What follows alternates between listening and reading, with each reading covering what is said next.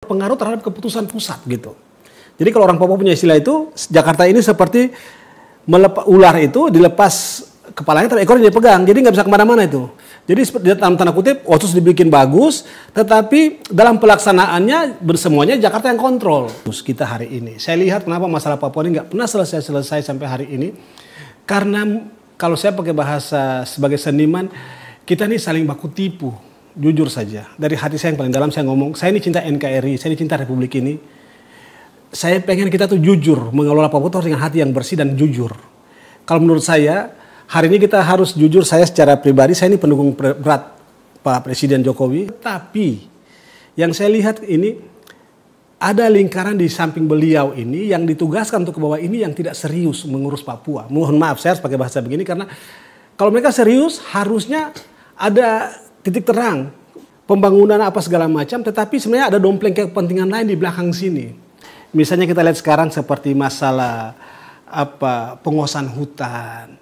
Hampir hari ini hutan-hutan di Papua itu mohon maaf dengan tanda kutip hari ini, saya tahu persis itu ada satu daerah di Mamberamo Raya, ada satu pejabat penting kita hari ini di Republik ini yang memegang konsensi itu hampir puluhan ribu hektar di Mamberamo itu. Konsensinya, jadi rakyat Papua itu punya tanah, tetapi hak konsesinya itu yang pegang orang Jakarta, gitu. Orang Papua itu menganggap bahwa sebenarnya Papua ini diurus, tetapi sebenarnya ada kepentingan lain di belakang sini, lebih kepentingan ekonomi, kepentingan lain sebagainya, yang orang Papua ya seperti objek saja, mereka cuma dikasih gula-gula, tetapi yang manisnya orang Jakarta yang diterima. Yang lain seperti sekarang lagi heboh-heboh, mohon maaf, saya bukan mau panasin situasi. Seperti Haris Azhar dengan kontras dan lain sebagainya baru ungkit sekarang ini. Yang kita perlu pertanyakan. Saya jujur saja, dalam tanda kutip seperti agak percaya sama pernyataan si Haris dan teman-temannya ini. Agak percaya? Agak percaya. Agak percaya.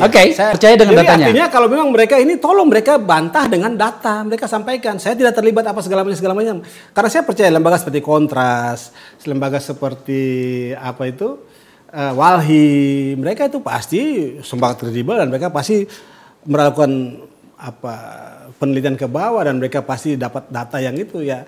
Artinya, kalaupun ini benar, ini kan serius sekali begitu loh. Orang Papua akan menyangka begini Pak, Bang Akbar.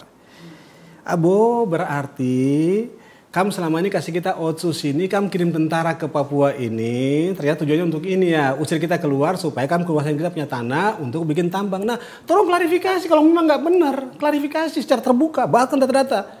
Tunjukkan kepada orang Papua, kita tidak ada maksud apa-apa. Nah, begitu harus terbuka karena kalau kita benar-benar mau menjadikan Papua ini menjadi Indonesia, kita harus jujur sudah. Stop baku tipu gitu. Saya bukan bahasa Papua.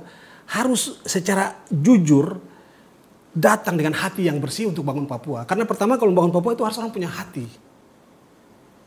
Karena kalau tidak punya hati susah gitu loh. Kita bilang kita NKRI, Pancasila segala macam, tapi di belakang ini kita sebenarnya punya kepentingan khusus yang terselubung hanya untuk kepentingan ekonomi dan kepentingan kita pribadi. Ini luar biasa nih istilahnya Om Edo nih. Stop baku tipu di Papua. Stop baku tipu, betul. Wow. Haris Azhar, Anda dengarkan sendiri.